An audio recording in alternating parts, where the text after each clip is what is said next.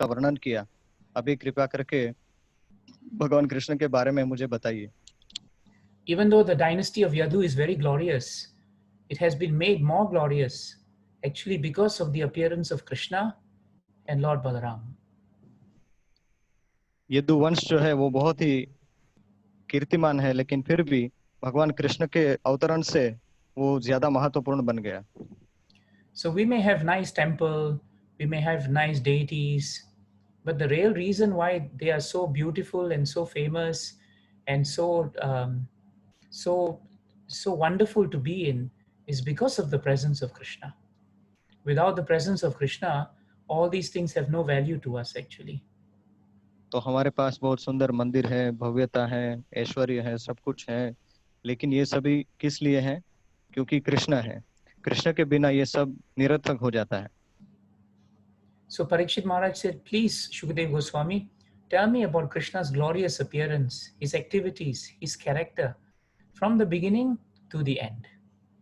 तो परीक्षित महाराज ने कहा कि कृपा करके मुझे कृष्ण के चरित्र के बारे में, कृष्ण के गुणों के बारे में शुरुआत से लेकर के अंत तक सब कुछ वर्णन कीजिए। Then he chanted a very nice verse that we all have heard before. Srila Prabhupada liked this verse. Guru Maharaj also liked this verse. It's from 10.1 for Srimad Bhagavatam. Nivritta tarshai upagiyamana bhava ushoda chotra mano birama ka uttama shloka gunanuvada puman virajeta vina pasugna. The translation is very important. So Parikshit Maharaj is still talking to Shukadev Goswami. And now he's telling Shukadev Goswami why we should hear about Krishna. तो यहाँ परीक्षित महाराज सुखदेव गोस्वामी को और आगे पृच्छा कर रहे हैं कि क्यों कृष्ण के बारे में हमें अधिक अधिक श्रवण करना चाहिए।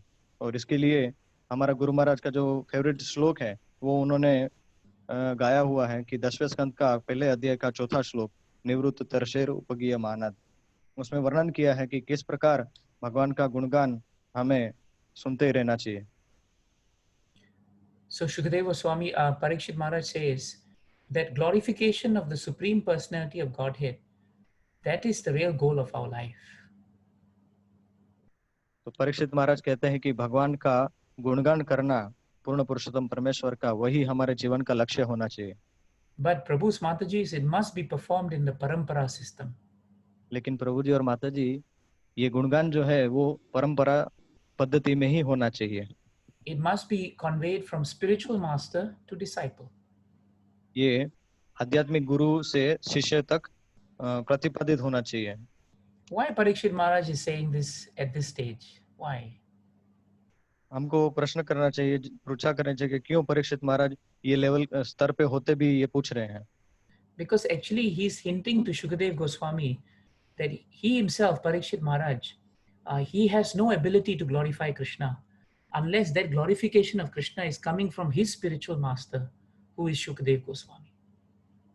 यहाँ परीक्षित महाराज ऐसा इसलिए बोल रहे हैं क्योंकि वो अपने आप को अयोग्य समझ रहे हैं कृष्ण का गुणगान करने के लिए, और वो जानते हैं कि कृष्ण का गुणगान जो है वो ऊपर से आना चाहिए, गुरु के पास से आना चाहिए, और उनके गुरु कौन है?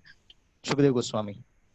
Even if we are in the house and we want to offer anything to Krishna, even if we want to offer a shloka to Krishna, we should always remember the import of this verse. हम हमारे घर में भी हो, हमें कुछ अर्पण करना हो कृष्ण को, कुछ कोई भी चीज, तो हमें ये श्लोक का जो महत्व है वो समझना चाहिए हमेशा। That without the blessings and going through the spiritual master, we cannot make advancement. What to speak of glorification of the Supreme Personality? हमें याद रखना चाहिए कि गुरु के आशीर्वाद के बिना, उनकी कृपा के बिना हम कुछ नहीं कर सकते। तो हमें उनके जरिए ही सब कुछ अर्पण करना चाहिए भगवान को। And then Parikshit Maharaj says, this kind of glorification of Krishna, it is always relished by those who are no longer interested in the false and temporary nature of this world. फिर परीक्षित महाराज कहते हैं कि इस प्रकार का जो गुणगान है उसका सभी लोग आस्वादन करते हैं। कैसे लोग आस्वादन करते हैं? कि जिनको भौतिक झंझट का कोई छाट मात्र नहीं है जिनके जीवन में। So if we are still attracted to the material temporary nature of this world, it's very hard for us to be having taste for glorification of Krishna. यदि हम भौतिक जो क्षणिक प्रकृति का जो स्वभाव है उसके प्रति हम आकर्षित हैं, तो हमें ये गुणगान के प्रति तनिक भी रुचि नहीं प्राप्त होगी। Then he says this description of Krishna, like today we are talking about Krishna's appearance, it is considered to be bhava aushadha. It is the right medicine for this material disease.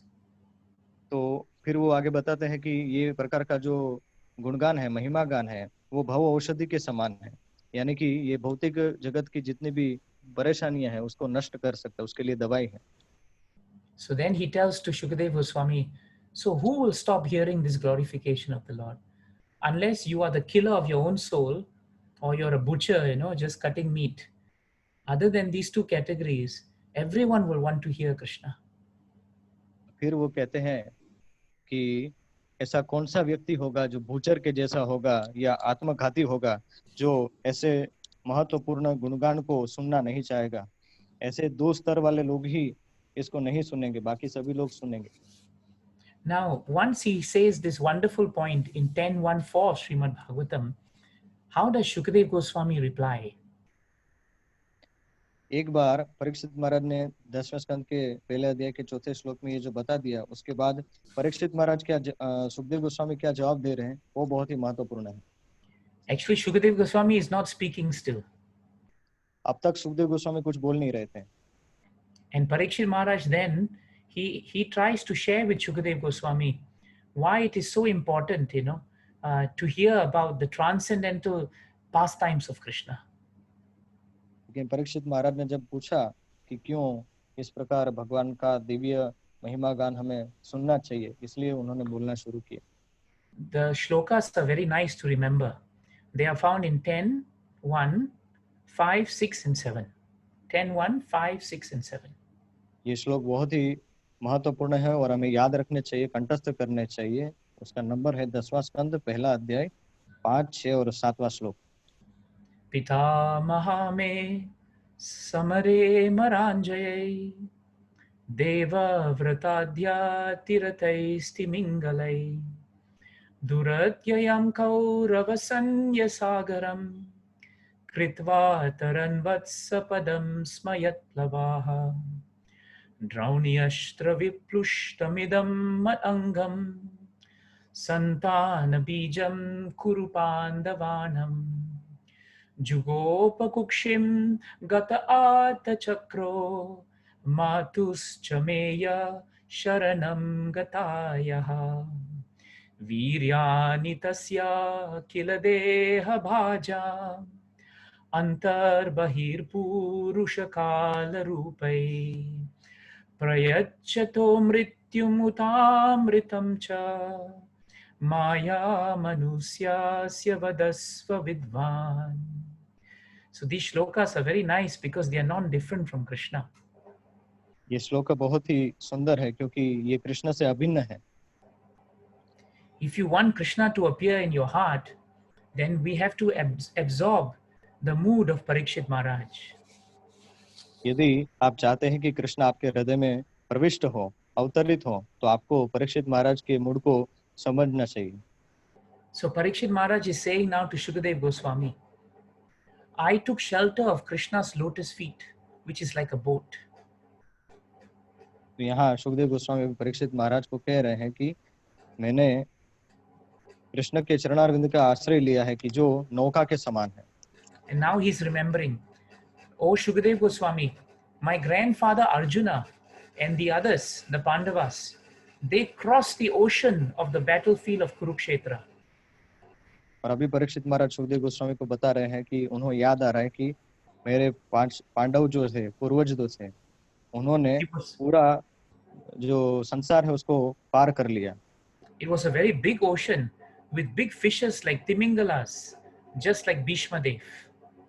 Kurukshetra का युद्ध ऐसा था कि वो तिमिंगल मछली के समान बहुत बड़ा था, जिसमें जैसे कि भीष्म देव थे। It was only by the mercy of Krishna that my grandfathers could cross this ocean. ये केवल कृष्ण की कृपा ही है जिसकी वजह से मेरे ये सभी पितामह उन्होंने ये संसार को पार किया, ये युद्ध को पार किया। just like someone can step over the hoof print of a calf very easily. जैसे ही एक गौ की खरी की जो बीम्ब रहती है जमीन में, उसको कोई आदमी आसानी से क्रॉस कर जाता है, वैसे ही उन लोगों ने क्रॉस कर दिया। So he is remembering Arjuna, his grandfather, and the Pandavas. तो इस प्रकार वो अपने पितामह अर्जुन और दूसरे पितामह को याद कर रहे हैं। Then he remembers his mother, and he says, "My mother surrendered to Lord Krishna's lotus feet, and that is why the Lord with Sudarshan Chakra, he entered into her womb, and he saved my body when I was still unborn." फिर वो अपनी माता को याद कर रहे हैं कि मेरी माता ने जब उनके ऊपर ब्रह्मास्त्र का प्रहार हुआ था, तब कृष्ण ने उनके गर्भ में प्रवेश करके मेरी रक्षा की थी। इस प्रकार वो याद कर रहे हैं। And Krishna was so kind. Antar Bahir Purushakala Rupai. Inside, he was protecting me. Outside, he was standing in front of everyone. And by his own potency, as Paramatma and as the Virat Rupa, he gave protection to me. And he gave liberation to everyone who saw him on the battlefield. वो अंदर थे, बाहर थे, अंतर बहिर, हर जगह, और विराट रूप में भी थे। इस प्रकार हर रूप से वो विद्यमान थे, और जिन जिन लोगों ने उनके दर्शन किए, सबको उन्होंने मुक्ति प्रदान किया। And once Shukdev Goswami heard this, he became very pleased with Parikshit Maharaj. और जैसे ही सुखदेव गोस्वामी ने परीक्षित महाराज के मुख से ये सुना, तो वो परीक्षित महाराज से अत्यंत प्रसन्न हो गए। And Parikshit Maharaj said, "I am very eager and I have full faith. So please let me hear the activities of Krishna."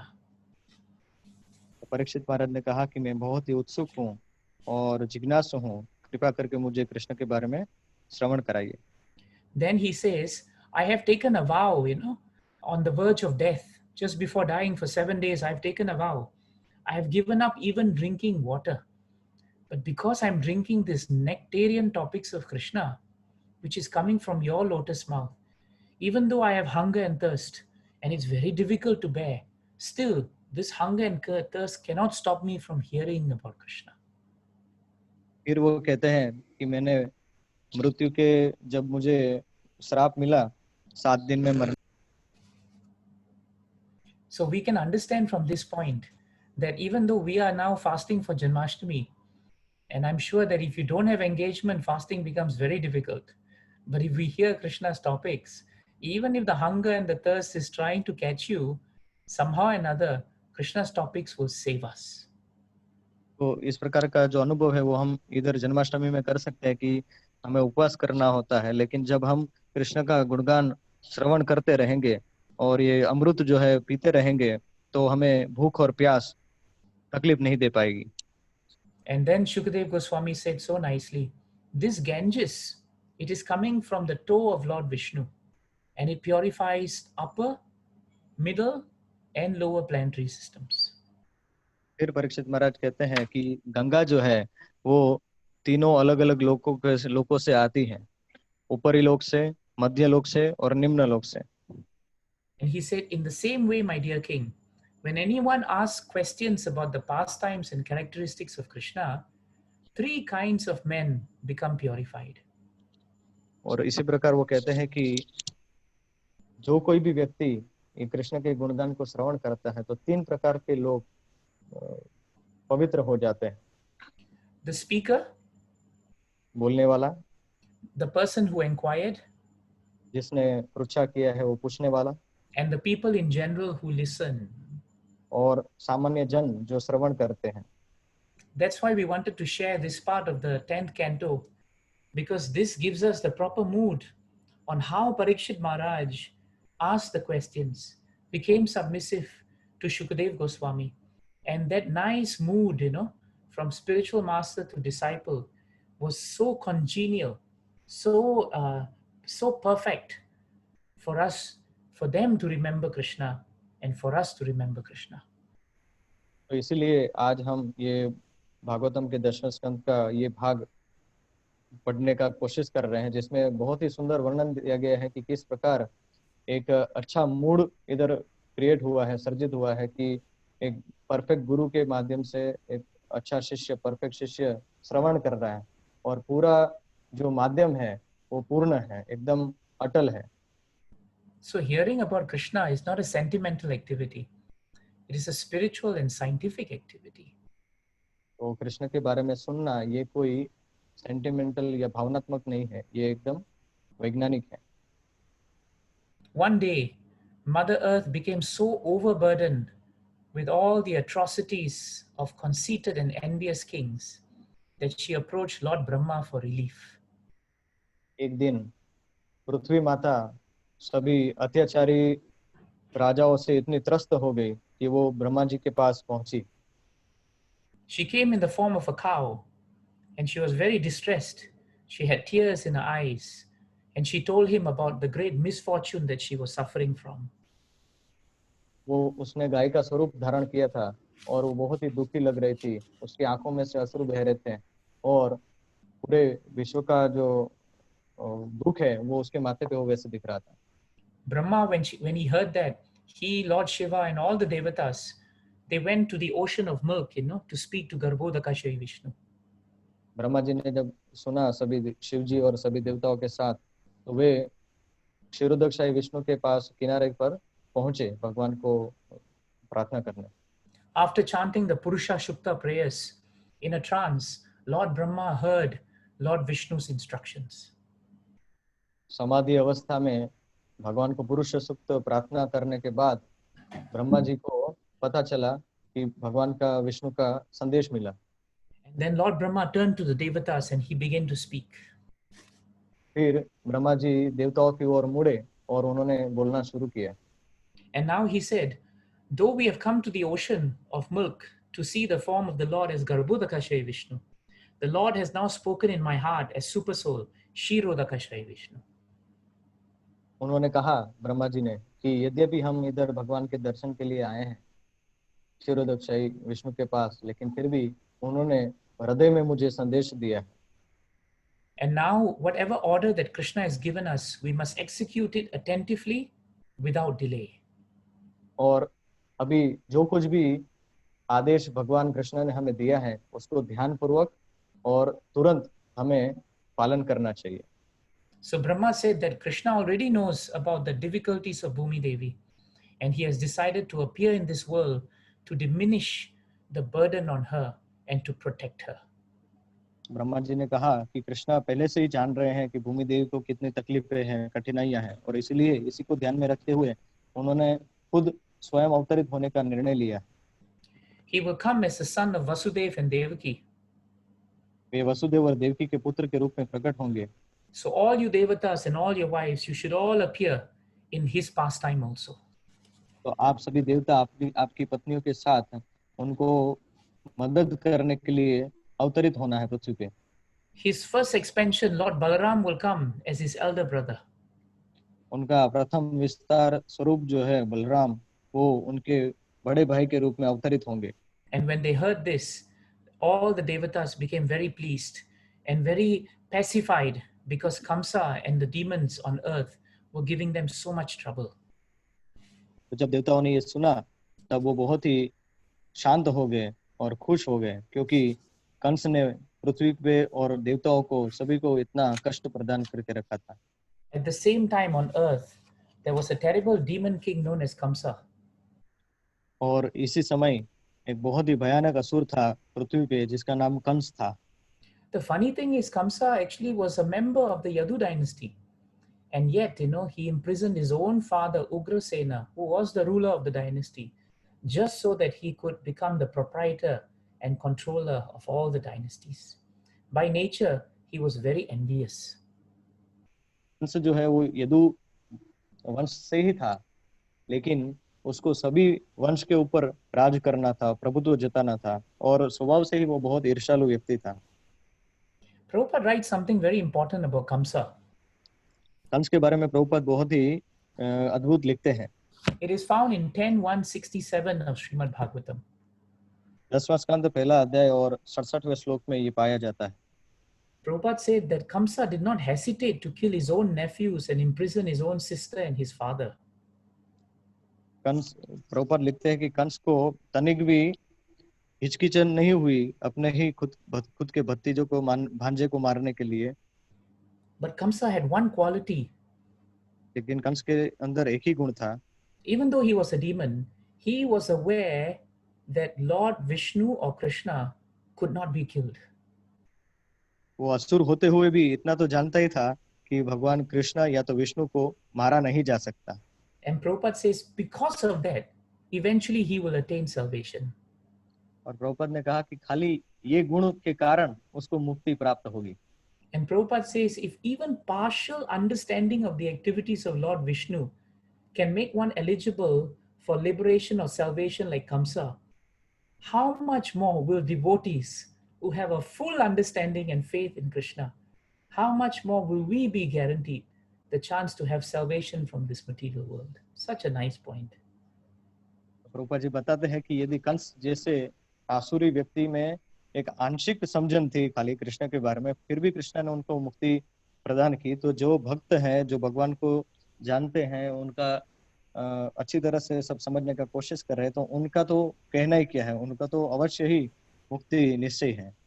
So then Prabhupada writes in the last line of the purport, it is the duty of everyone to read Bhagavad Gita and understand Krishna perfectly. This will make one's life successful. Prabhupada वो श्लोक के अंतिम line में लिखते हैं कि इस प्रकार हमें भगवद गीता पढ़नी चाहिए और भगवद गीता को अच्छे से समझनी चाहिए, कृष्ण को समझना चाहिए, और ऐसा करने से ही व्यक्ति का जीवन सफल होगा और वो मुक्ति प्राप्त करेगा।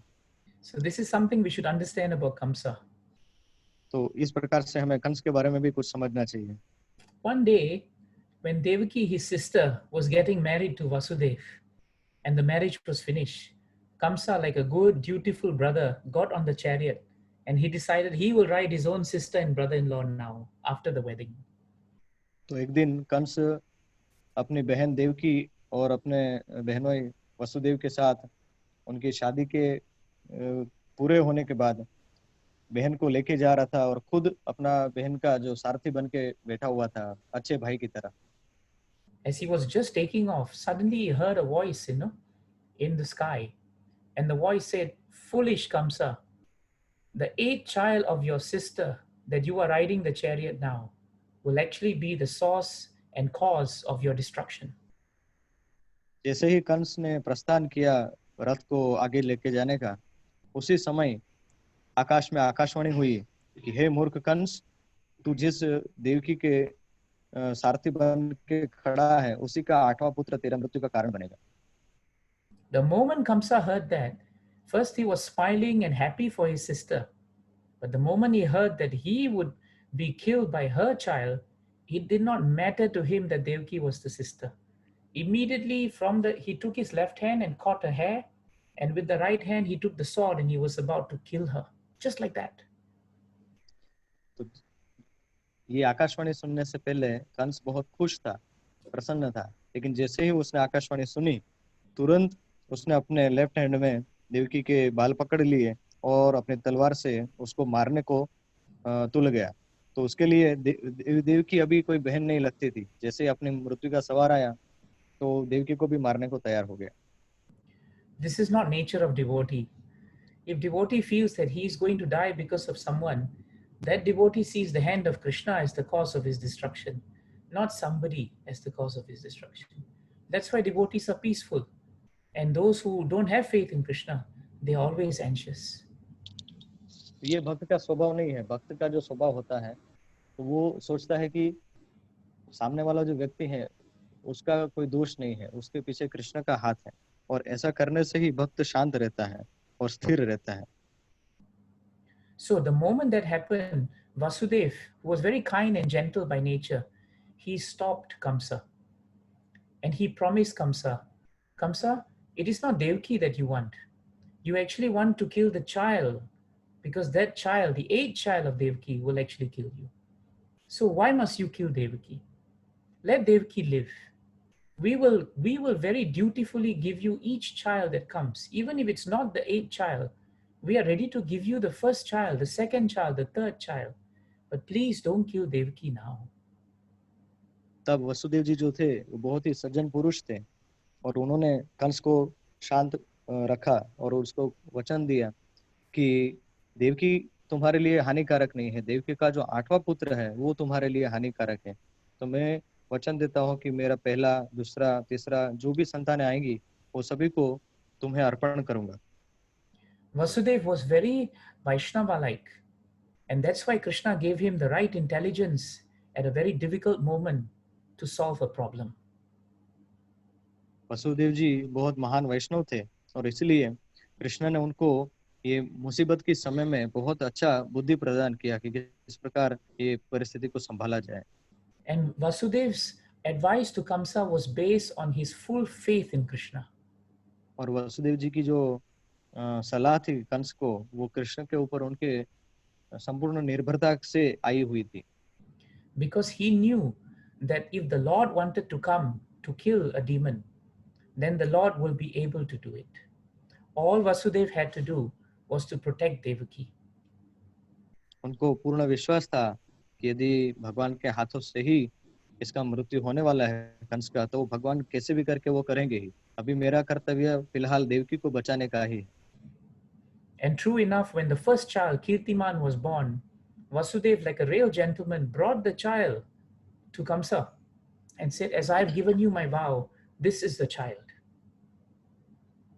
और एक बहुत ही सज्जन पुरुष के नाते अपना वचन का पालन करते हुए वसुदेव जी को जब पहले संतान आई जिसका नाम कीर्तिमान था, तो उसको लेकर के वो कंस के पास गए कि ये लीजिए, ये मेरी पहली संतान। Kamsa was very pleased by Vasudeva because he kept his word. But he was so pleased, he said, "Never mind, this is the first child. You can take the child home. It's all right." Kans ये देख करके वसुदेव जी का इतना सभ्य वर्तन और अपना वचन पालन था देख के कंस राजी हो गया और कंस ने कहा कि कोई बात नहीं, अभी आप आपका ये पुत्र ले जाओ और घर पे रखो।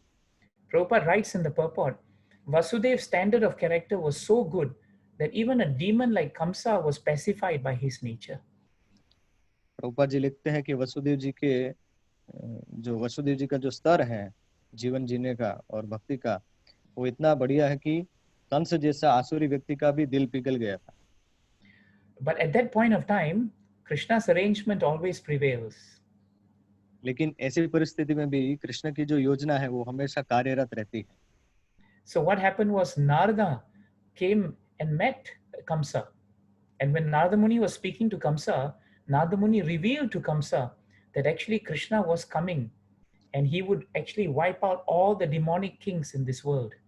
And actually Narada was hinting to Kamsa that frankly speaking, you never know when Krishna will come, whether he's really going to be the eighth child or Krishna is Supreme Personality of Godhead.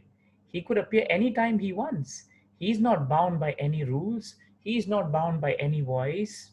And in that way, Narada Muni put fear and doubt into Kamsa. तो इसी समय नारद मुनि प्रकट हुए और नारद मुनि ने कंस को कहा कि देखो भाई, कृष्ण जो है वो पूर्ण पुरुषोत्तम परमेश्वर है, उनको कोई बाध्य नहीं कर सकता कि वो कब आए, कैसे आए, या कोई वाणी के ऊपर, कोई ध्वनि के ऊपर वो आधारित नहीं है। वो कभी भी आ सकते हैं, कैसे भी प्रकट हो सकते हैं, इसलिए तुम्हें सावधान रहना चाहिए। तो नारद मुनि ने कंस के अंदर डर पैदा किया और शंका पैदा की। So Narada also went to tell him that Kamsa, in previous life, just for your information, you used to be a very powerful demon known as Kalanemi. And at that time also you were killed by Krishna. Narad मुनि ने कंस को बताया कि देखो कंस, तुम्हारे पूर्व के जीवन में भी कालनेमी नाम के एक राक्षस थे और तुम्हें वो समय में भी कृष्ण ने ही मार दिया था। In doing so, Narada actually presented the perfect platform to hasten the appearance of the Lord. ऐसा करते हुए नारद मुनि ने भगवान का अवतरित होने का जो समय था उसको जल्दी बुला लिया। And Kamsa increased his sinful activities in such a way that Krishna would appear very soon to kill him actually. और कंस ने अपनी पापमयी प्रवृत्तियां इतनी जल्दी बढ़ा दी कि कृष्ण को जल्दी आने के लिए कृष्ण प्रेरित हो गया, मजबूर हो गया। And so, Krishna, the moment Kamsa heard all this from Narada, he went back on his word, like many demons do. He went to imprison. He took the children, first of all, each child that was born, he actually took them, and he took them away from Vasudev and Devaki, and he mercilessly killed them actually. और इस प्रकार नारद मुनि के पास से सुनने के बाद वो उत्तेजित हो गया, उकसा गया और तुरंत ही कारागृह के पास चला गया और वसुदेव जी और देवकी जी की जो संतान थी उसको लेकर के दयाहीनता से उनको मार डाला। Bhagavatam tells us that the 6 sons who were supposed to be born and who were born to Devaki Mata, they also had a past. And according to Krishna's arrangement, they had to be born in the womb of Devaki Mata. तो भागवतम बताता है हमें कि देवकी माता के गर्भ से जो 6 संतानें प्राप्त हुई और मर गई, वो उनका भी एक पूर्व कर्म था जिसके बारे में उनको देवकी माता के गर्भ में आना पड़ा। Long ago, they were the 6 sons of Marichi, and their बहुत great grandfather was Lord Brahma. बहुत समय पूर्व वे 6 पुत्र थे मरीचि के और वे पौत्र थे, प्रपौत्र थे ब्रह्मा जी के। When Brahma was creating a female form and he became attracted to the female form, the 6 sons of Marichi laughed at Brahma and they committed Vaishnava Aparad actually, for which they were cursed by Providence to actually take birth in the womb of Devaki, so that at that time they would also be killed and their life and their karma would then be finished. जब ब्रह्मा जी स्त्री का surgeon कर रहे थे और उसमें आसक्त हो गए थे, तब ये जो मरीचि के पुत्र हैं 6, उन्होंने ब्रह्मा पे हंसी की थी, ब्रह्मा का हास्य किया था और इसीलिए वो महान वैष्णव अपराध करने के कारण उनको ये देवकी के पुत्र के रूप में गर्भ में आना पड़ा था और उसके बाद उनका वो गलती से माफी दिया जाएगा। That's why Srila Prabhupada writes in his purport that there is no such thing as chance in Krishna's Leela. और इसलिए प्रभुपाद लिखते हैं कि कृष्ण की लीला में कोई चांस नहीं होता है। Everything is his arrangement. सब कुछ उनकी खुद की व्यवस्था होती है। And in the same way, Prabhus and Matajis, as devotees, nothing that happens to us is accident. Everything that happens to us is finally the arrangement of the Lord. और इसी प्रकार हमारे जीवन में भी प्रभु जी और माता जी जो कुछ भी होता है वो कोई आकस्मिक नहीं होता है, वो सब कुछ भगवान की पूर्व योजना से ही होता है। How did Devaki and Vasudev feel when 6 children were killed just like that? Devaki और वसुदेव जी को कैसा अनुभूति हुआ होगा, कितना दुख हुआ होगा कि उनके 6 पुत्र ऐसे ही निर्दयता से मारे गए। They were great devotees of the Lord. वे भगवान के महान भक्त थे। And when they realized that Krishna would take birth as the 8th child, they were pleased and eager and submissive to receive him. जब उनको पता चला कि 8वें पुत्र के रूप में भगवान स्वयं उनके गर्भ में आने वाले हैं, तो वो बहुत आतुरता से उनकी प्रतीक्षा कर रहे थे। And they had full faith that no matter what was happening to the 6 children, it was also by the arrangement of Krishna. और उनको पूर्ण विश्वास भी था कि ये 6 पुत्रों के साथ जो कुछ भी हो रहा है वो भी भगवान की योजना से ही हो रहा है। When the 7th child was about to be born, जब 7वां पुत्र का जन्म होने वाला था, Krishna told Yogamaya, his internal potency, to go to Vraja. Krishna ने अपनी अंतरंग शक्ति योग माया को कहा कि ब्रज में आप जाइए and to see Rohini, another wife of Vasudev. Vasudev जी की जो दूसरी पत्नी है रोहिणी, उनके पास जाइए। And the arrangement would be the 7th child of Devaki would be transferred to Rohini and would be known as if it was the child of Rohini and would grow up to be Lord Balaram, the first expansion of Krishna. और आपको क्या करना है कि देवकी माता के गर्भ में जो 7वां गर्भ है उसको ट्रांसफर करना है रोहिणी माता के गर्भ में और वो रोहिणी के पुत्र के रूप में जाना जाएगा जिसका नाम बलराम होगा। And after the appearance of Lord Balram, Krishna then told Yogamaya, I will then appear in my full 6 opulences. और फिर कृष्ण ने योग माया को कहा कि बलराम के अवतरित होने के बाद मैं स्वयं मेरे 6 गुणों के साथ 6 ऐश्वर्यों के साथ प्रकट होऊंगा। And so Yogamaya made that arrangement, and it appeared as if when the 7th child was going to be born, Devaki Mata had a miscarriage. तो योग माया ने ये व्यवस्था किया और उन्होंने 7वां गर्भ देवकी माता का जो था वो रोहिणी माता के गर्भ में ट्रांसफर किया और देवकी माता को ऐसा ही लगा कि उनका गर्भपात हो गया ऐसे ही। This is Krishna's arrangement. तो ये कृष्ण की व्यवस्था है, योजना है। Lord Balaram plays a very important part in Krishna Leela. Krishna लीला में भगवान बलराम का बहुत ही महत्वपूर्ण भाग है। He purified the womb and the consciousness of Devaki Mata so that she can receive Krishna. उन्होंने देवकी माता की चेतना का पवित्रीकरण किया ताकि वो कृष्ण का स्वागत कर सके। That's why we also need always to be purified by the blessings of our spiritual masters before we can actually approach Krishna. तो इसलिए हमको भी, हम कृष्ण के पास पहुंचे उससे पहले आध्यात्मिक गुरु के द्वारा पवित्रीकरण हमारा हो जाना चाहिए। And after that purification had happened, then Krishna, who is the super soul of all living entities, Bhagavatam tells us, he first entered the mind of Vasudev. तो जब बलराम जी के द्वारा उनका पवित्रकरण हो गया, उसके बाद जैसे कृष्ण अवतरित हुए तो कृष्ण पहले वसुदेव जी के मन में प्रवेश किए। And he entered the mind of Vasudev in all his full 6 opulences, Sat Aishwarya Purna, all the 6 opulences, wealth, strength, fame, knowledge, renunciation, beauty, all of this accompanied Krishna when he entered into the mind of Vasudev. और जब भगवान कृष्ण वसुदेव जी के मन में प्रविष्ट हुए तो वो अपने 6 षड ऐश्वर्यों के साथ पूर्णता से वो प्रविष्ट हुए। वो 6 ऐश्वर्य क्या क्या थे? ज्ञान, फिर सुंदरता, बल, फिर कीर्ति, फिर त्याग। तो इन सभी 6 गुणों के साथ वो प्रकट हुए।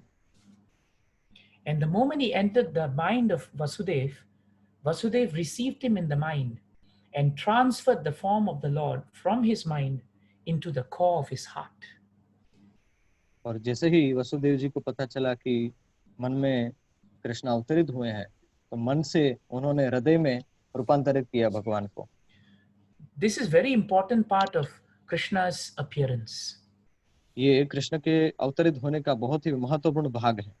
Because it tells us, Srila Prabhupada tells us in his purport, that from when Krishna appeared in the mind of Vasudev, he actually purified Vasudev's consciousness. तो प्रभुपाद जी तात्पर्य में लिखते हैं कि जब कृष्ण वसुदेव जी के मन में प्रविष्ट हुए तो उन्होंने वसुदेव जी की चेतना को शुद्ध किया। This mind is such a difficult enemy to conquer. But when we allow and we submissively accept Krishna into our mind, our consciousness changes. मन ऐसा कपटी और दुश्मन है हमारा कि वो चाहते ही नहीं कि कृष्ण हमारे मन में प्रविष्ट हो, लेकिन कृष्ण इतने शक्तिशाली हैं, कृष्ण के आते ही मन हमारा जो है, चेतना जो है वो सब शुद्ध हो जाता है। That's why Krishna Janmashtami is actually the awakening of our consciousness to Krishna's supreme position. That is the real meaning of Janmashtami. तो हमारा जो जन्माष्टमी महोत्सव जो है उसका सही मतलब क्या है कि हमारी चेतना को समझाना है और हमें ग्रहण करना है कि कृष्ण ही सर्वोच्च सत्ताधीश है।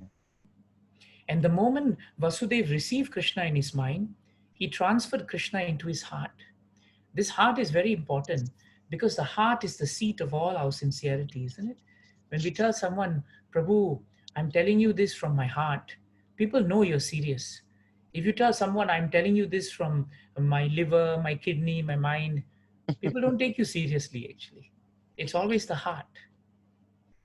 तो वसुदेव जी ने कृष्ण को मन में से फिर हृदय में रूपांतरित किया। तो ये जो विधि है ये भी बहुत महत्वपूर्ण है, क्योंकि जब कोई व्यक्ति कहता है कि मैं आपको ये दिल से बता रहा हूँ तो उसमें दिल का जिक्र किया जाता है, किडनी का, लिवर का, फेफड़े का, इन चीजों का जिक्र नहीं किया जाता है।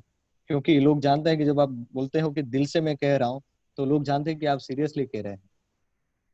And Bhagavatam tells us when Krishna was in the heart of Vasudev, he became as shining as the sun. और भागवतम बताता है कि जिस प्रकार कृष्ण उनके हृदय में प्रविष्ट हुए तो वसुदेव जी का जो आभा था वो बहुत ही तेजस्वी हो गया। And then Vasudev turned to Devaki, and from the core of his heart and from his consciousness, he transferred Krishna. He transferred Krishna from the core of his heart and his consciousness into the mind of Devaki. और फिर वसुदेव जी देवकी माता की ओर मुड़े और उन्होंने अपने हृदय से कृष्ण को रूपांतरित किया देवकी माता के मन में। Prabhupada writes that process of transferring Krishna from the heart of Vasudev into the mind and the consciousness of Devaki is known as initiation.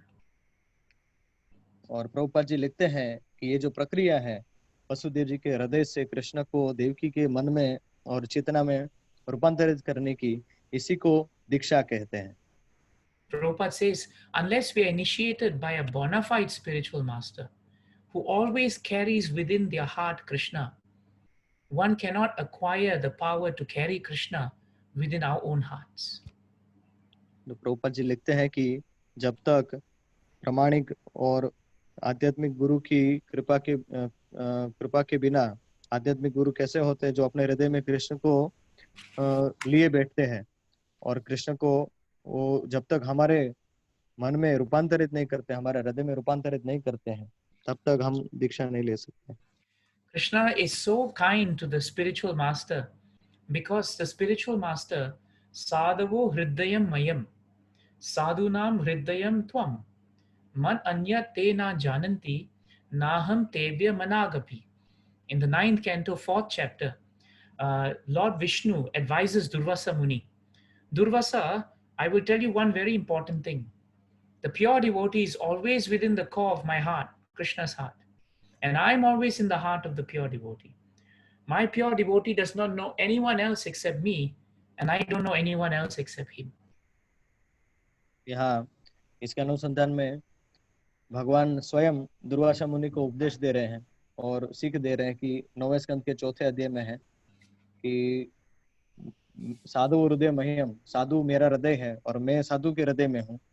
मेरा भक्त मेरे अलावा कुछ नहीं जानता और मैं भी मेरे भक्त के अलावा कुछ भी नहीं जानता हूँ, ऐसा भगवान दुर्वासा को समझा रहे हैं।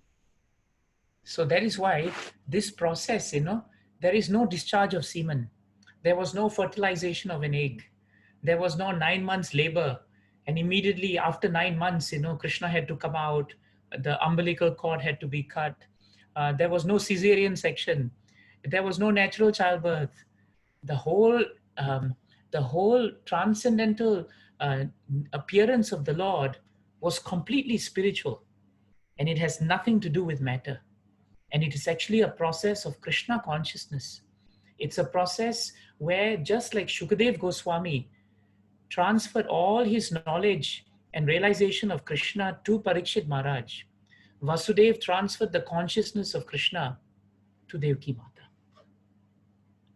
तो इस प्रकार कृष्ण का अवतरित होने का जो प्रक्रिया है, वो पूरी प्रक्रिया में कहीं भी वीर्य का कुछ संबंध नहीं है, गर्भ विकसित करने का कोई संबंध नहीं है, अंडकोश का कोई संबंध नहीं है, कोई भी प्रकार की भौतिक कलापों का कोई उसमें संबंध नहीं है। ये पूर्णतया आध्यात्मिक है, शुद्ध है। तो इस प्रकार ये प्रोसेस वैसी है कि जैसे सुखदेव गोस्वामी ने अपना भागवतम का जो ज्ञान था, जो अपना अनुभव था, वो सब कुछ परीक्षित महाराज के हृदय में रूपांतरित किया, उसी प्रकार वसुदेव जी ने देवकी माता के मन में और हृदय में कृष्ण को रूपांतरित किया, कृष्ण की चेतना को रूपांतरित किया। That's why Srila Prabhupada quotes one of our great acharyas, his name is Sri Veera Raghava Acharya. He said that the appearance of Krishna from the spiritual world into the heart and consciousness of Vasudev, and then the transferring of Krishna into the heart of Devaki by way of initiation, this whole transaction was a heart-to-heart transaction. Such a nice point. This is the essence of Janmashtami. Janmashtami, Krishna consciousness, is always a heart-to-heart relationship with Krishna. तो प्रभुपाद जी वीर राघव गोस्वामी महाराज उनका अनुमोदन करते हैं इधर कि जो हमारे बहुत बड़े आचार्य हो गए, वो लिखते हैं कि ये पूरी जो प्रक्रिया है कृष्ण के अवतरित होने की, वो एक हृदय से दूसरे हृदय में रूपांतरित करने की प्रक्रिया है। देवकी माता के वसुदेव जी के हृदय से देवकी माता के हृदय में, उस प्रकार हृदय टू हृदय ये रूपांतरण की प्रक्रिया है। And the moment Devaki received Krishna purely from Vasudev, she began to become glowing. She looked very happy and she was smiling.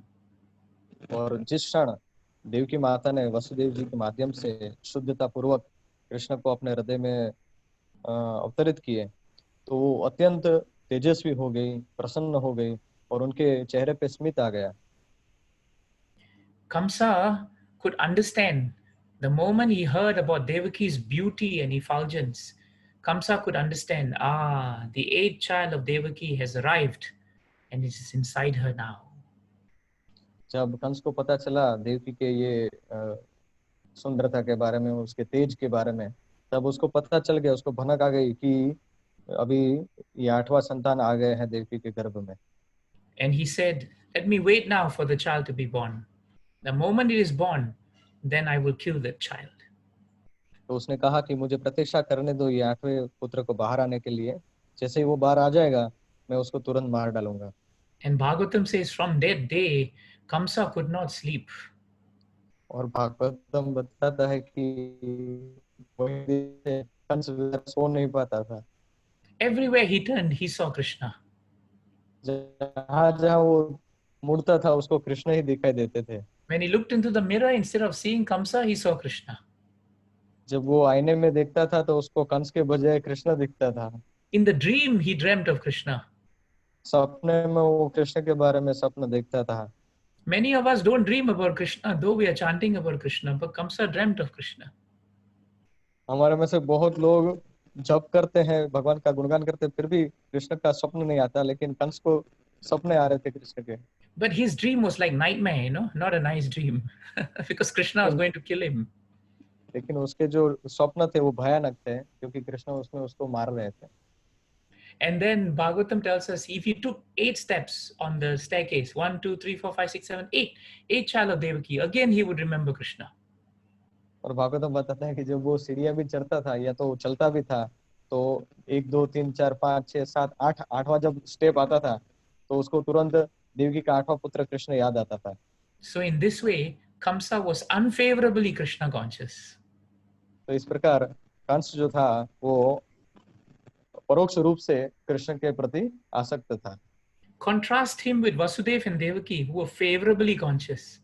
They were so peaceful, they were glowing. That's why we need to be favorable in our devotional service to Krishna. We should be favorable in our service to devotees. We have to be favorable in our service to our spiritual master. Devaki और वसुदेव जी जो थे वो कृष्ण के प्रति अनुकूलता से आकर्षित थे, और कंस जो था वो प्रतिकूलता से आकर्षित था।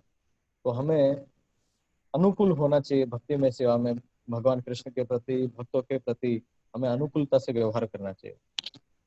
Before Krishna could make his appearance, the Devatas came one day to see Mother Devaki, and they wanted to offer prayers because they knew that she was carrying the Supreme Personality of Godhead in her. Krishna स्वयं अवतरित हो, प्रकट हो बाह्य रूप में, उससे पहले देवकी माता के गर्भ में पले हुए कृष्ण को अभिनंदन देने के लिए, देवकी माता का स्तुति करने के लिए अवतरित हुए। And so they make nice, beautiful prayers to Krishna. और उन्होंने बहुत ही सुंदर प्रार्थनाएं रचित की कृष्ण के बारे में। The first prayer is very important. पहली प्रार्थना बहुत ही महत्वपूर्ण है। Satyavratam Satyaparam Trisatyam Satyasya yonim nihitam cha satye Satyasya satyam ritasatya netram Satyatmakam tvam sharanam prapannaha. This verse is found in 10 to 26 of Srimad Bhagavatam. ये श्लोक 10वें स्कंद के दूसरे अध्याय के which number प्रभु श्लोक? Prabhu, 10 to 26. 10वां स्कंद दूसरा अध्याय और 26वां श्लोक। And in this shloka, if we understand this shloka, we also will have a prayer to receive Krishna in our lives. ये श्लोक को यदि हम समझे तो हमें भी पता चलेगा कि किस प्रकार कृष्ण को अपने हृदय में, जीवन में लाया जाता है। The Devata said, Krishna, you never deviate from your vow. देवताओं ने कहा कि कृष्णा आप कभी अपने वचन से मुकरते नहीं हैं। Whatever you promise, it can never be stopped by anyone. आप जो कुछ भी वचन देते हैं वो किसी के द्वारा विचलित नहीं किया जा सकता। That means Krishna will never let us down, Prabhus and Matajis. इसका मतलब कि कृष्ण कभी हमें नीचे गिरने नहीं देंगे। You are present in all three phases of cosmic manifestation as the supreme absolute truth. You never change. आप सृष्टि के तीनों प्रहरों में वैसे के वैसे ही विद्यमान रहते हैं, आप कभी बदलते नहीं हैं।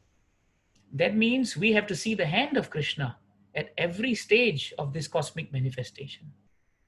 और इस प्रकार हमें कृष्ण के हाथ को देखना चाहिए ये सृष्टि के हर एक प्रकार के मोड़ में। Then the third thing they say, unless someone is completely truthful, they cannot achieve your favor.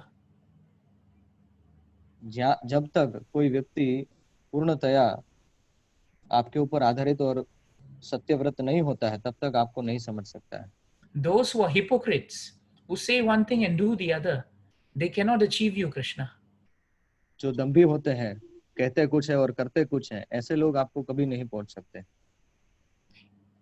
In Krishna consciousness, being truthful means to be chaste to Krishna. Krishna भावनामृत में सत्यनिष्ठ होना यानी कि कृष्ण के प्रति वफादार होना। And when we are not 100% faithful to Krishna, then we are hypocrites. लेकिन जब हम 100% कृष्ण के प्रति वफादार नहीं होते हैं तो हम भी दंभी हैं। Krishna, you are the active principle in every ingredient of creation. Surgeon के हर एक प्रकार के पदार्थ में आप ही मुख्य पदार्थ हैं। Therefore, you are known as Antaryami, the inner force. इसलिए आप अंतर्यामी यानी कि आंतरिक बल के रूप में जाने जाते हैं। You are equal to everyone, Krishna. आप सभी के लिए समतोल है, समान है।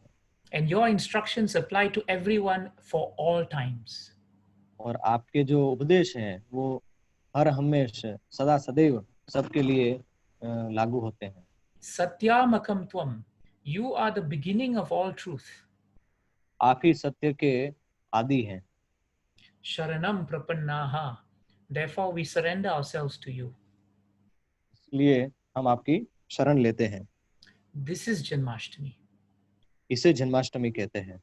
And at that auspicious time, after the Devatas chanted all their prayers, Krishna decided now to come into this world. और इस प्रकार ये बहुत ही मंगलकारी अवसर पर और वातावरण में देवताओं की प्रार्थनाओं को सुन करके फिर कृष्ण ने निर्णय लिया कि मुझे अवतरित होना है ये भौतिक जगत के अंदर। When you have time, you can read that verse. It is 10:35. आपके पास जब भी समय हो तब आपको श्लोक पढ़ना चाहिए। वो श्लोक नंबर है 10वां स्कंद 3रा अध्याय और 5वां श्लोक। Just as Krishna was coming, the whole atmosphere of this universe, became full of goodness, beauty, and peace. जैसे ही कृष्ण अवतरित हो रहे थे तो पूरे सर्जन में जितनी भी चीजें थी वो सभी सात्विकता से और शांति से सभी सुस्थिर हो गई। All the stars, they became very auspicious because Krishna was coming, not the other way around. सभी जो नक्षत्र थे वो अपने आप ही मंगलकारी रूप में आ गए हैं क्योंकि कृष्ण आ रहे थे। When Rohini constellation and Ashwini constellation realized Krishna was coming, they came into the sky. जब रोहिणी नक्षत्र और विच नक्षत्र एल्स प्रभु? Ashwini. हाँ, जब रोहिणी नक्षत्र और अश्विनी नक्षत्र उनको पता वो भी अपनी मंगल की अवस्था में स्थिर हो गए। Actually at that time when Krishna was coming, the season, Prabhupada writes in the purport, is actually during autumn. तो जब कृष्ण अवतरित हो रहे थे वो समय प्रभुपाद लिखते हैं कि वो जो सीजन थी वो ऋतु थी, ऑटम ऋतु थी। But when Krishna was coming, the whole season changed from autumn to springtime. तो जब कृष्ण अवतरित हुए तो वो पूरी जो ऋतु थी वो वसंत ऋतु में कन्वर्ट हो गई। Lotuses and lilies, blossomed. Normally in September they never blossom, Prabhupada writes. But because Krishna was coming, even the flowers blossomed. तो ऑटम की ऋतु में कभी कमल का फूल खिलता नहीं है, पानखर ऋतु कहते हैं, लेकिन कृष्ण के अवतरित होने के कारण वो भी खिलने लगे। At midnight, just when Krishna was coming, right? At that point, the wind was blowing, Prabhupada writes, and it was full of fragrance. और मध्य रात्रि में कृष्णा अवतरित हो रहे थे और प्रभुपाद लिखते हैं कि वो समय में हवा बह रही थी, हवा की लहर इतनी। And suddenly at that time, the Brahmanas who could not do their ritualistic fires, सुवासित थी, सुगंधित थी, कि वो बहुत ही मनोरम। और वही समय जो ब्राह्मण लोग थे जो अपने कर्मकांडीय अग्नि को नहीं प्रकट कर सकते थे, जला सकते थे, but at midnight the fires came and they could perform their Vedic rituals very peacefully. लेकिन मध्यरात्रि में अपने आप ही वो अग्नि प्रज्वलित हो गई उनके यज्ञ कुंड में और वो अपना यज्ञ संपन्न कर पाए। All the devatas became so happy सभी देवता बहुत ही प्रसन्न हो गए and they all chanted prayers in glorification of Krishna. और उन्होंने सभी ने मंत्र रटन किए और भगवान का महिमा गान किया। Flowers showered from the heavens. स्वर्ग से पुष्प वृष्टि किया गया। But the beauty is Krishna was in jail. लेकिन सुंदरता तो ये थी कि कृष्ण जेल में थे, because Vasudeva and Devaki were imprisoned. क्योंकि वसुदेव और देवकी को कारागृह में बंदी बनाया गया था। That's why it doesn't matter where we are in this material world. और इसलिए हम ये भौतिक जगत के अंदर कहाँ है, कौन सी जगह पे है, ये कोई मायने नहीं रखता है। When Vasudeva and Devaki saw Krishna as the four-handed form of Vishnu, they did not even remember that they were in a prison. जब वसुदेव और देवकी जी ने चतुर्भुज स्वरूप में कृष्ण को देखा, तब उनको याद भी नहीं था कि वो कारागृह में बंद है। In fact, they became completely liberated. They felt completely free. They felt that there were no prison walls around them. वे तो सचमुच पूर्णतः मुक्त हो गए थे, उनको कोई पाबंदी नहीं लग रही थी, उनको अपने आप को मुक्त समझा पाया। We may live in a palace, but if we have no Krishna, it is a prison. हम शायद महल के अंदर रह सकते हैं, लेकिन यदि हमारे हृदय में कृष्ण नहीं है तो हम कारागृह में ही है। But we may live in very difficult circumstances, but if we have Krishna, then we are free. लेकिन यदि हम कड़ी से कड़ी मुसीबत वाली परिस्थिति में जी रहे हैं, लेकिन हमारे हृदय में कृष्ण है, तो हमारे पास So Krishna appeared from the heart of Devaki now. तो कृष्ण अभी देवकी के हृदय में अवतरित हुए। And he appeared like a full moon that's rising from the eastern horizon. तो पूर्व दिशा की ओर से जब पूर्णिमा का चांद जब उगता है, उसी तरह कृष्ण देवकी के हृदय में प्रकट हुए। And the beauty is when Krishna appeared, he appeared as the four-handed form of Vishnu. Krishna की सुंदरता यह है कि जब वो प्रकट हुए तो वो चतुर्भुज रूप में आए। When Vasudeva saw Krishna in the four-handed form of Vishnu, he could understand this child is actually the supreme personality of Godhead. जब वसुदेव जी ने देखा कि ये पुत्र चतुर्भुज रूप में भगवान स्वयं है, पूर्ण पुरुषोत्तम परमेश्वर है, तो वो समझ गए कि ये भगवान ही है। Krishna decided to appear as the four-handed form of Vishnu to show that he is supreme and that he is unlike any ordinary child. No child appears in four-handed form. So Krishna wanted to show that he is Krishna. Krishna चतुर्भुज रूप में इसलिए प्रकट हुए कि वो भक्तों को सावधानी या तो भक्तों को दृढ़ विश्वास कराना चाहते थे कि वही स्वयं पूर्ण पुरुषोत्तम भगवान है। उनके कोई भी चाइल्ड जो होता है, बालक होता है, वो चार हाथों के साथ नहीं प्रकट होता, लेकिन कृष्ण इसलिए दिखाना चाहते थे कि मैं ही सर्वोच्च भगवान हूँ।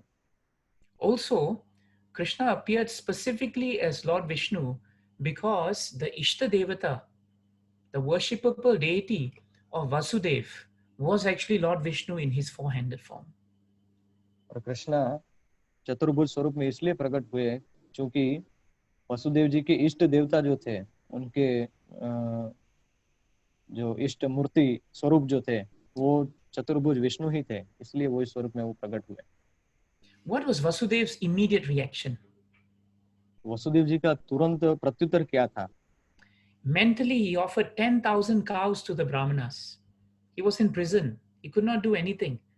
But out of love for the Lord, immediately he offered what he could from his mind, which is non-different because it was offered with love and Krishna accepted it. मन ही मन वसुदेव जी ने प्रसन्न होकर के, क्योंकि वो कारागृह में बंद थे, कुछ बाहर जा नहीं सकते थे, इसलिए उन्होंने मन ही मन 10,000 गाय ब्राह्मणों को दान में दी, और क्योंकि उन्होंने वो दिल से दान किया था तो कृष्ण ने उसका स्वीकार किया।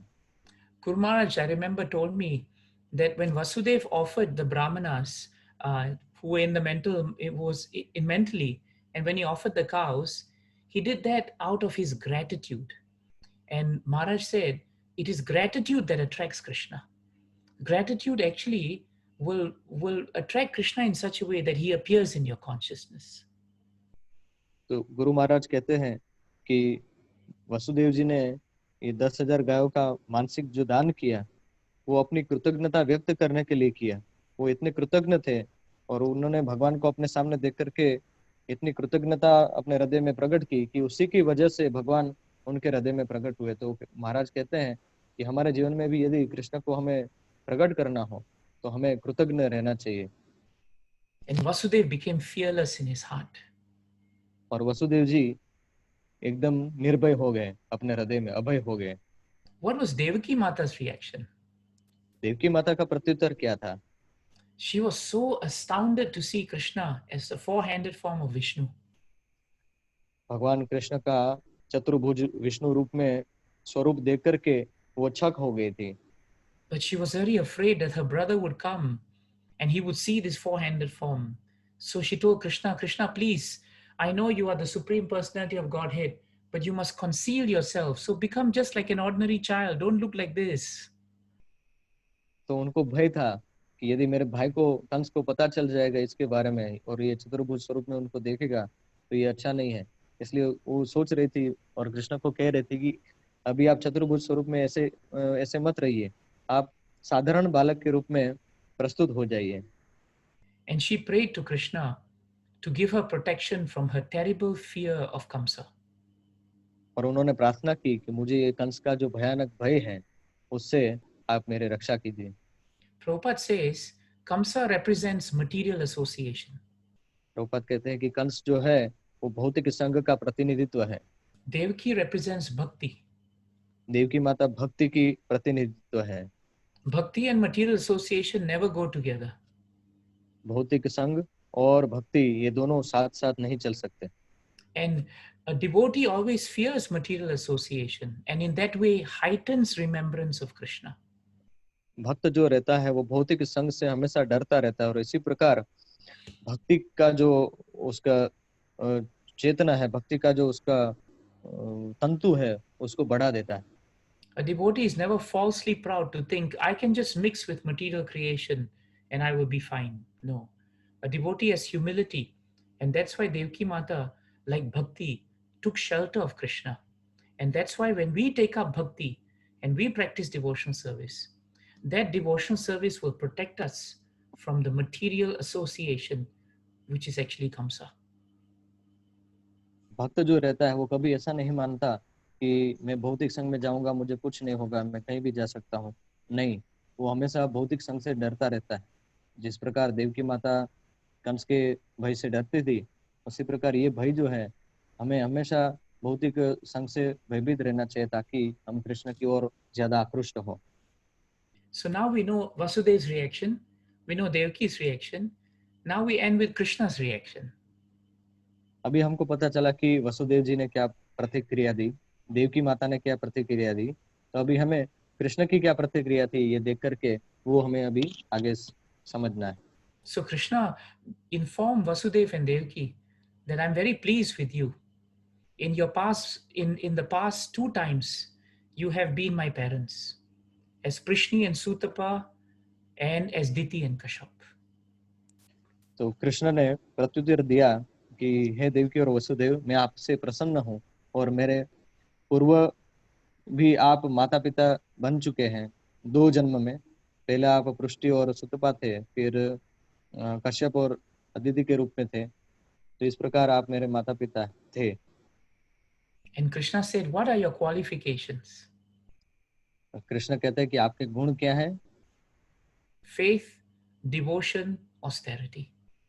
आपके 3 गुण हैं, श्रद्धा, भक्ति और तपस्या। This faith and devotion, Maharaj used to say, is our fixed deposit. हमारी श्रद्धा और भक्ति जो है वो हमारी फिक्स डिपॉजिट है, महाराज कहते हैं। And if we have faith and devotion for Krishna, austerity is byproduct. जब हमारे अंदर भगवान के प्रति श्रद्धा और भक्ति रहेगी तो तपस्या जो है वो अपने आप ही पैदा हो जाएगी।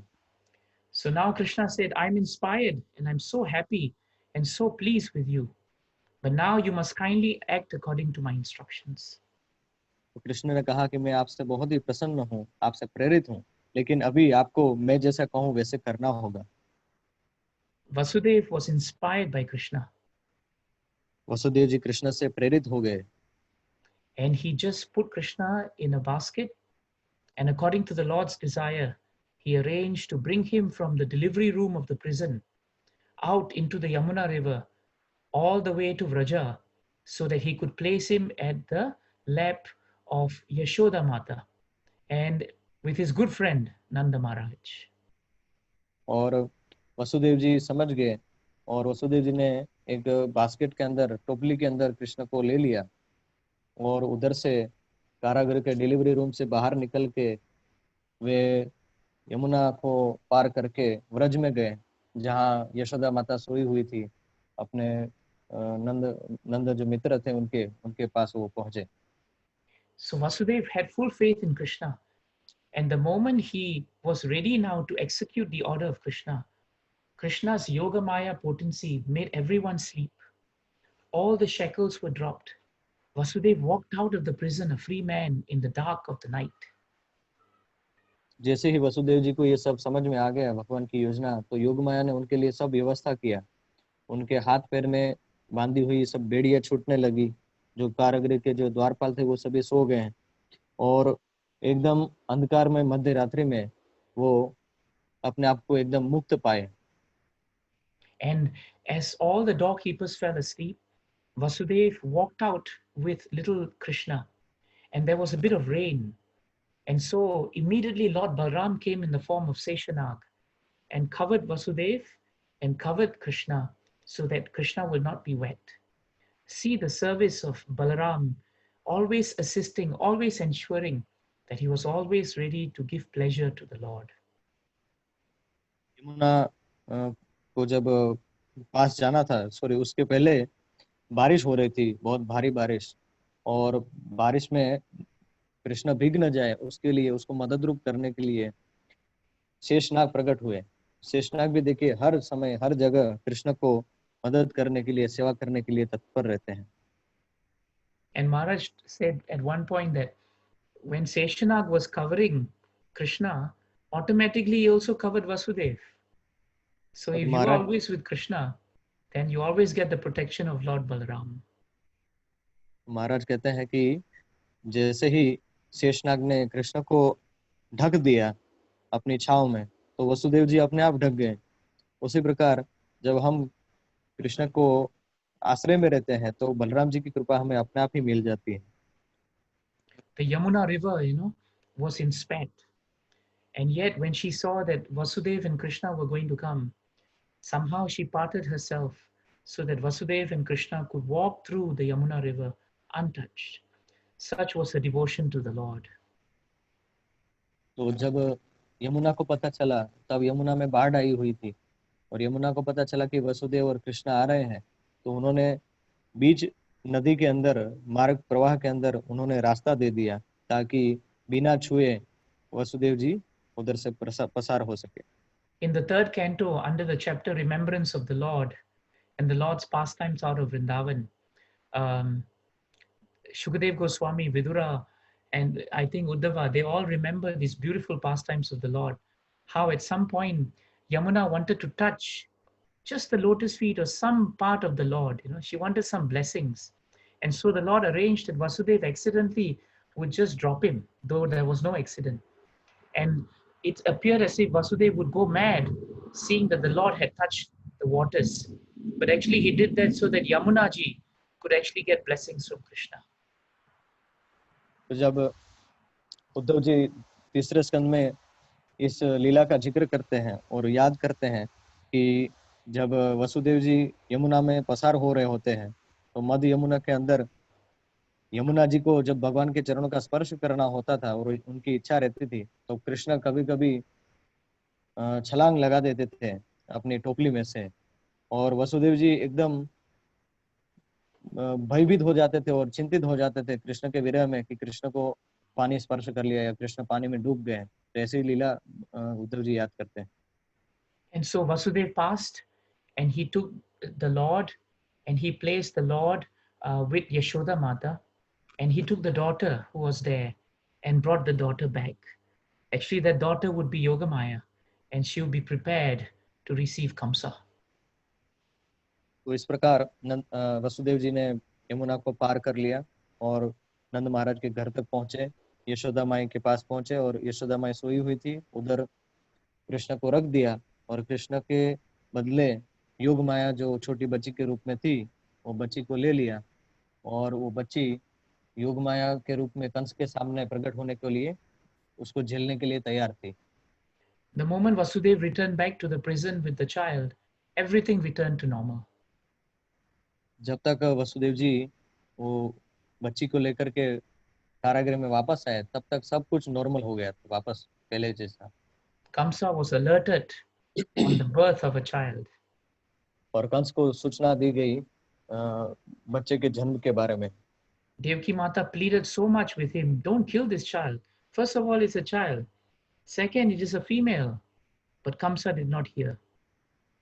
देवकी माता ने बहुत विनती किया कंस को कि ये बच्ची को जाने दे क्योंकि ये बच्चा तो लड़की है, ये कोई लड़का नहीं है।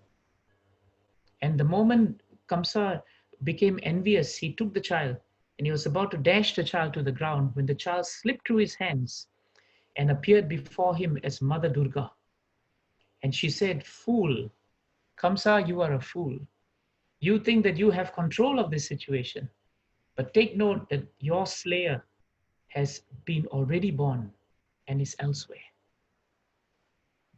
तो जैसे ही कंस ईर्ष्यापूर्वक देवकी के हाथ से वो लड़की को बच्ची को छीन लिया और वो बच्ची को दीवार पे पटक रहा था, पटकने जा ही रहा था, तो वो लड़की अब उसके हाथ से सरक गई और सरकते ही उसने दुर्गा का स्वरूप लिया, धारण किया और कंस को कहा कि हे मूर्ख, हे कंस, मूर्ख कंस, तुझे मारने वाला पहले से ही जन्म ले चुका है। Now, this part is important. When Kamsa heard from Durga, actually Bhagavatam tells us that he believed the words of the goddess. ये भाग भी बहुत महत्वपूर्ण है क्योंकि जब कंस ने दुर्गा माता के मुख से सुना तो उसने उसमें विश्वास रखा। And he became repentant and immediately released Devaki and Vasudev. तो उसको बहुत पश्चाताप हुआ और तुरंत ही उसने देवकी और वसुदेव को कारागृह से मुक्त कर दिया। He fell at their feet and sought forgiveness actually. वो उनके चरणों में गिर गया और उनसे माफी भी मांगी। And for many verses, he speaks Bhagavatam philosophy about how they should not lament for the loss of their children because the soul is eternal, but the body is temporary. लेकिन बहुत सुंदर फिलोसफी, तत्व ज्ञान जो है वो भागवतम का उसने वसुदेव और देवकी को सुनाया कि किस प्रकार तुम्हारे 6 बच्चों के लिए तुम्हें पश्चाताप नहीं करना चाहिए, ये तो शरीर आत्मा शरीर बदलता रहता है। And Vasudev and Devaki, because they were devotees, they actually forgave Kamsa. और वसुदेव और देवकी वो सही में महान भक्त थे, इसलिए उन्होंने कंस को माफ भी कर दिया। In the very important verse 10:4-25, Srila Prabhupada translates that when Devaki saw her brother actually repentant, she was relieved of all anger. Vasudev also became free of anger, and they forgave Kamsa. 10वें स्कंद के 4थे अध्याय में बताया गया है कि जब देवकी और वसुदेव जी ने देखा कि हृदय पूर्वक कंस पश्चाताप कर रहा है और माफी मांग रहा है, तो वे भी अंदर से शांत हो गए और उनको चैन हुआ और उन्होंने कंस को माफ कर दिया दोनों ने। Why this behavior of Vasudev and Devaki? क्यों ऐसा वसुदेव जी और देवकी का जो चरित्र है वो ऐसा है, माफ करने वाला? Because when Krishna appeared into their hearts on Janmashtami day, they not only allowed him to appear in the heart, but they sustained him in their heart. They kept him in their heart. So one whose heart is with Krishna and Krishna is in the heart of one, there is no anger, there is no hate or envy in the heart. And that's why great devotees like Vasudev and Devaki, they saw Kamsa's actions as also Krishna's arrangement, and they were not disturbed. This is the mood and real significance of Janmashtami. Janmashtami is actually about changing our consciousness. And that is why Janmashtami is not today only. It should be every day that Krishna appears and remains in our life. तो इस प्रकार जब वसुदेव जी और देवकी जी ने देखा कि कंस बहुत हृदयपूर्वक पश्चाताप कर रहा है, वो उनको माफ कर पाए। क्यों माफ कर पाए, उनका ऐसा क्यों वर्तन था? क्योंकि उन्होंने अपने हृदय में कृष्ण को खाली धारण नहीं किया था, खाली प्रकट नहीं किया था, वो उनको धारण करके रखे।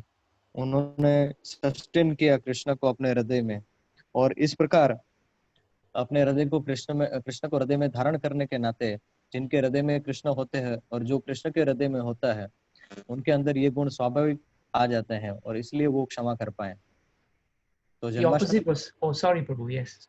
तो जन्माष्टमी जो है वो इस प्रकार होनी चाहिए कि रोज एक दिन के लिए नहीं, लेकिन रोज हमें कृष्ण को अपने जीवन में अवतरित करना चाहिए। And the opposite of that was Kamsa. और वसुदेव और देवकी का विरुद्ध क्या था? Kans. Because after that, when he fell and asked for forgiveness, Kamsa went back to his palace. और कंस ने जब उनसे क्षमा मांग लिया देवकी वसुदेव से, तो वो अपने राजमहल में वापस चला गया। But there, he was surrounded by his other allies and other demons.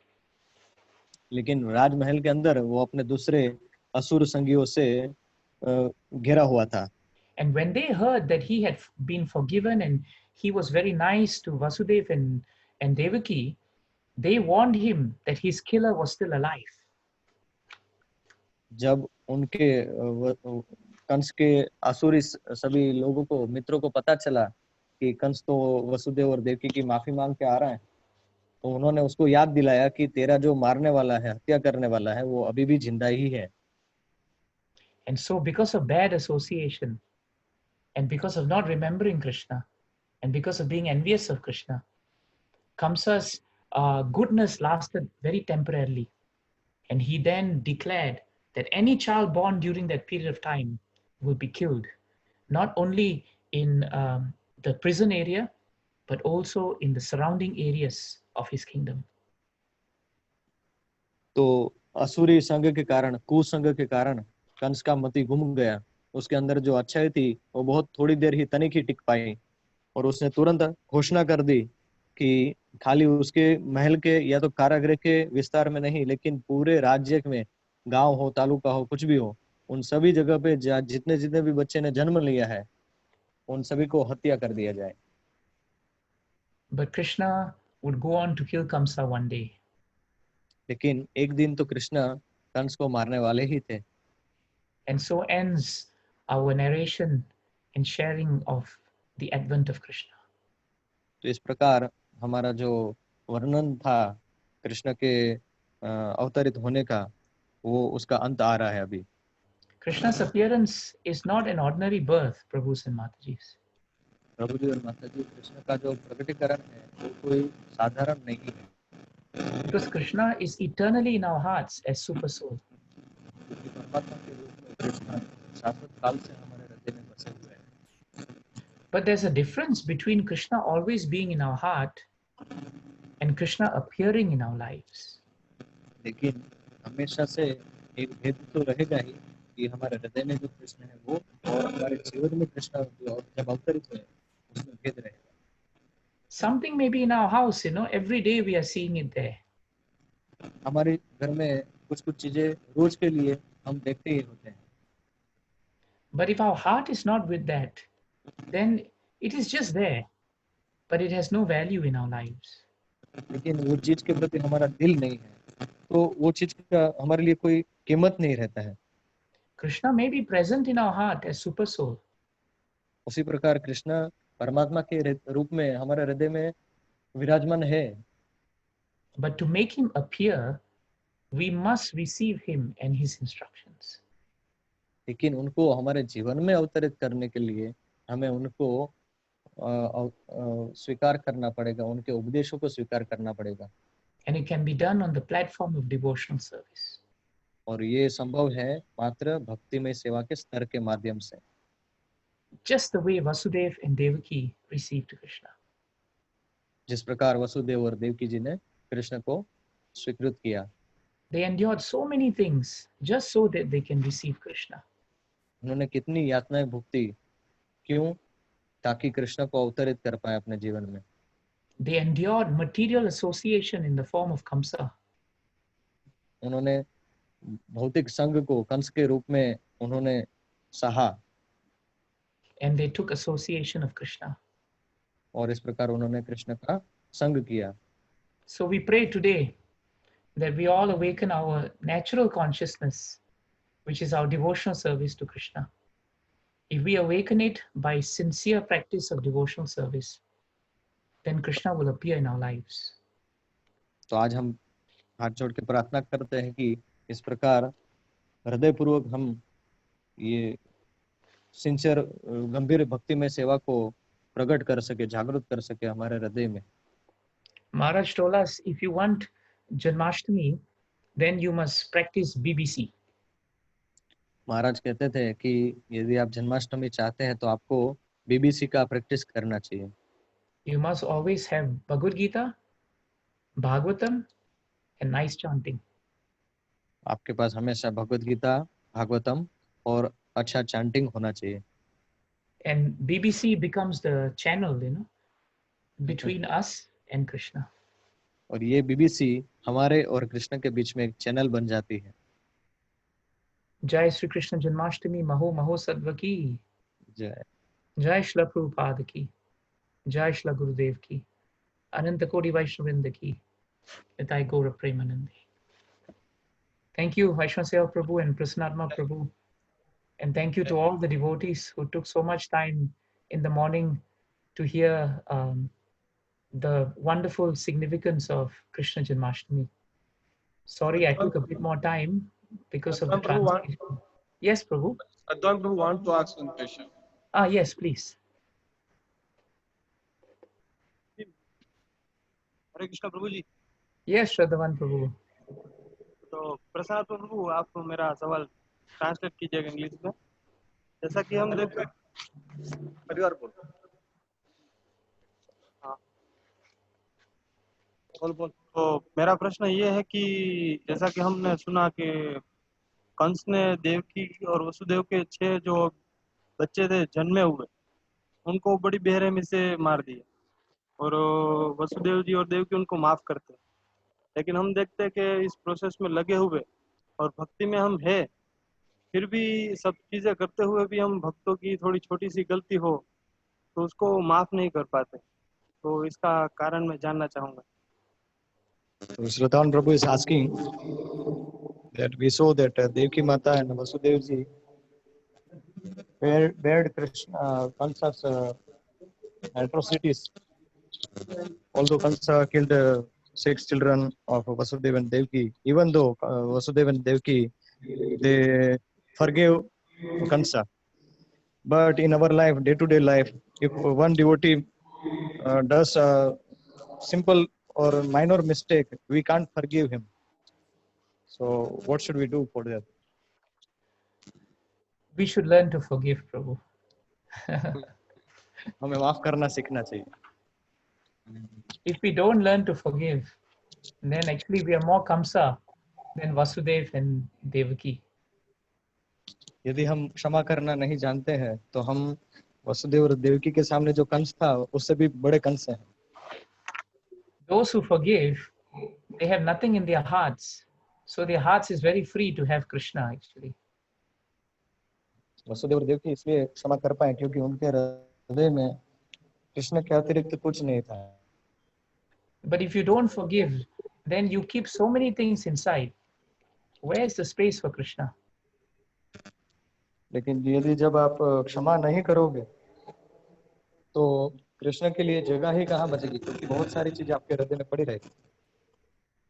Is that helpful, Prabhu? Thank you Prabhu ji. Thank you. Thank you Prabhu ji. That Zoom is very nice, you know. Here I know we can see each other. you can see So each other. nice. I can see some devotees. Kamalnath Prabhu, Hari Hari. I can see you. Yes. We are physically missing you, but still we feel that you are very close. Same here, Prabhu. I'm really missing Rajkot. I can see the beautiful temple. I know that Maharaj's blessings are all on you. Srila Prabhupada's blessings are there. And I want to take the opportunity to wish all of you a very blissful Janmashtami today. Please remember Bhagavatam. Remember the significance, of how Krishna comes into our lives. He's present, but we have to make him appear. They are two different things. We can have furniture in the house, but furniture is furniture. But if we want something to appear in our lives, we have to be dynamic. We have to practice. We have to develop a heart-to-heart relationship with Krishna. And we must develop heart-to-heart relationship with devotees. So important. Because devotees are so important to Krishna. We must develop a heart-to-heart relationship. We must learn to forgive and forget so that the heart is free to accept Krishna. And we must learn to bury ourselves in Bhagavatam, Bhagavad Gita, and chanting. So then every day becomes like Janmashtami, because every day Krishna is appearing in our lives.